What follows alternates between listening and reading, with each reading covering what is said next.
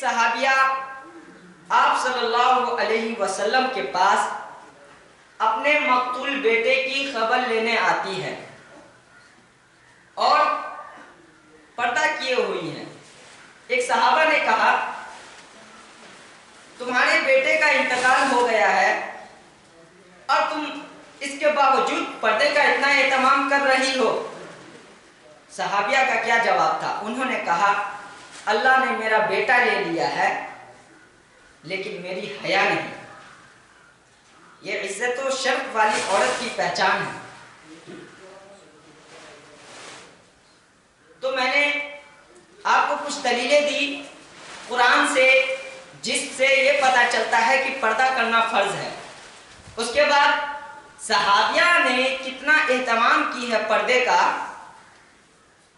वो भी बताया। अब आइए हम लॉजिकली जवाब देखते हैं, लॉजिकली आंसर देता हूं मैं पर्दे का कुछ।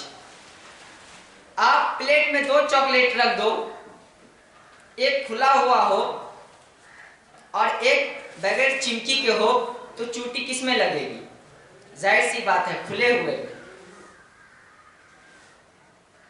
और देखते हैं लॉजिक जवाब। 2 लड़कियां सड़कों पर चल रही है। एक लड़की मेकअप करके, लिपस्टिक लगा के ब्यूटी पार्लर से आ रही है, मिनी स्कर्ट पहने हुई है, और एक लड़की बाहिजाब है, पर्दे का एहतमाम किए हुई है। तो लड़का कमेंट किसको पास करेगा? आजकल जो लड़के लोग बोलते रहते हैं, अंगूर को मिल गई लंगूर, लंगूर को मिला अंगूर, किसको कमेंट पास करेंगे भाई?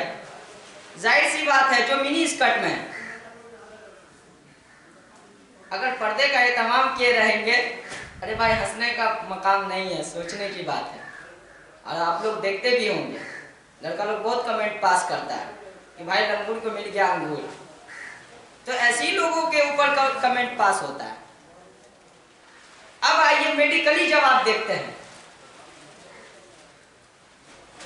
जो लोग मेडिकल लाइन से होंगे उनको पता चलता होगा कि जब आप पर्दे में होते हैं, हिजाब किए होते हैं, तो सनलाइट जो होती है, सूरज की रोशनी होती है, वो आपके स्किन को इफेक्ट करेगा। लेकिन जब आप हिजाब में होंगे तो कहीं ना कहीं उससे प्रोटेक्ट करेगा और उससे बचाएगा, इन्फेक्शन होने से बचाएगा। क्या पता चलता है? कुरान में भी पर्दे का एहतमाम सहाबिया ने भी की, लॉजिकली जवाब भी आपने सुन लिया, उसके बाद मेडिकली फायदे भी देख लिए। अब आइए हिंदुस्तान में जो इतना आग बगोला हो चुका है पर्दे को लेकर के, अब वो लोग कहते हैं कि ये लोग कट्टरपंथी करते हैं, जबरदस्ती का पर्दे का एहतमाम करने के लिए कहते हैं। तो मैं उनको जवाब देना चाहता हूं कि जो कहते हैं वो सुन ले।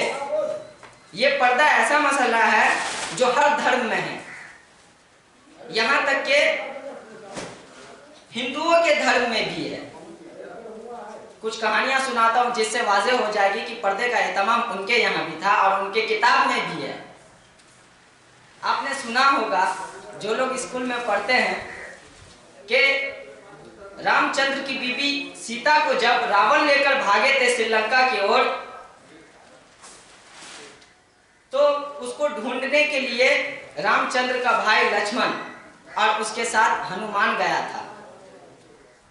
सीता इतनी होशियार थी, इतनी बाशऊर औरत थी कि जब वो रास्ते में लेकर उनको भागा जा रहा था, तो वो कहीं अपने हाथ की कंगन फेंकते गई, तो कहीं चप्पल छोड़ते गई, तो कहीं दुपट्टे छोड़ते गई, और कहीं नाक की नथुनी छोड़ते गई। रास्ते में ढूंढने के लिए जाते हैं भाभी को लक्ष्मण और उसके साथ हनुमान। हनुमान एक एक चीज दिखाए जाता है, ये तुम्हारी भाभी का है। लक्ष्मण पहचान लेते हैं, हाँ मेरी भाभी का। फिर उस ओर चल पड़ते। आगे जाते चप्पल मिलता है, बोलते ये तुम्हारी भाभी का, हाँ मेरी भाभी का। फिर उस तरफ चल पड़ते। फिर कहीं कंगन मिलता, फिर उस तरफ चल पड़ते। आखिर में क्या मिला? नाक की नथुनी। जब लक्ष्मण से पूछा जाता है कि ये तुम्हारी भाभी का, तो वो कहते हैं नहीं पता। हनुमान ताज्जुब में पड़ जाते हैं कि ये कैसे हो सकता है। तुमने अपनी भाभी की सारी चीजें पहचान ली, लेकिन नाक का नथुनी है, इसको नहीं पहचान पा रहे हो, आखिर क्या मामला है?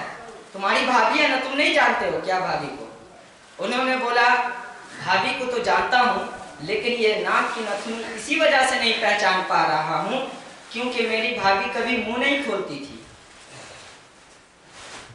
मेरी भाभी हमेशा घूंघट को नीचे गिराए होती थी।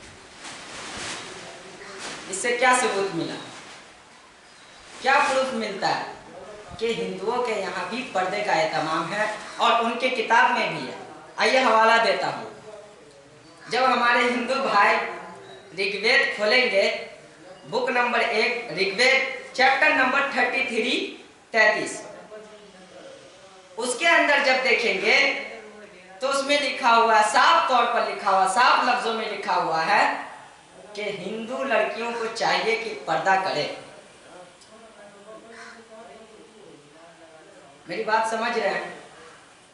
तो पर्दे का एहतमाम सिर्फ इस्लाम में ही नहीं बल्कि हिंदुओं के यहाँ भी है, और हिंदू तो दूर की बात है, ईसाइयों के यहाँ भी है। आपने पढ़ा होगा मदर टेरेसा के बारे में। मदर टेरेसा कैसा लिबास पहनती थी? ऊपर से लेकर नीचे तक ढका होता था। जो नोबेल प्राइज विनर है वो भी पर्दे का एहतमाम कर रही है। और ईसाई की औरतें नन्स जब चर्च में जाती है तब भी देखिएगा उनका लिबास काला होता है, ऊपर से लेकर के नीचे तक पूरा ढका होता है। और जब मदर टेरेसा का स्टैचू बनाया जाता है तो उसमें भी दिखाया जाता है कि पूरे लिबास में ऊपर से लेकर के नीचे तक ढकी हुई है। क्या पता चला? ईसाइयों के यहाँ भी पर्दा है। हद तो अब हो जाती है यहूदी, जो मुसलमानों का सबसे बड़ा दुश्मन है, हमारा खुला हुआ दुश्मन है। हर वक्त उनकी सोच यही होती है कि हम मुसलमानों को गाजर मूली की तरह कैसे काटे, मुसलमानों का वजूद वर्ल्ड से, दुनिया से कैसे हटा दे। उनके यहाँ भी पर्दे का एहतमाम है। जब उनकी औरतों को देखेंगे तो पता नहीं चलेगा कि ये मुसलमान औरत है या यहूदी की औरत है। उनके यहाँ भी पर्दे का एहतमाम है। क्या पता चला कि ये पर्दे का एहतमाम सिर्फ इस्लाम धर्म में ही नहीं है बल्कि ये दुनिया में बसने वाले हर धर्म के अंदर है।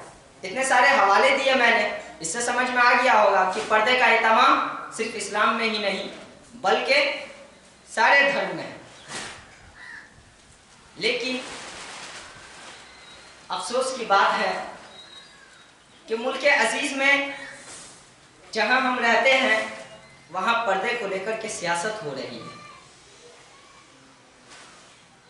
और इसके शिकार हमारे हिंदू भाई भी हो रहे हैं। यही वजह है कि वो हमसे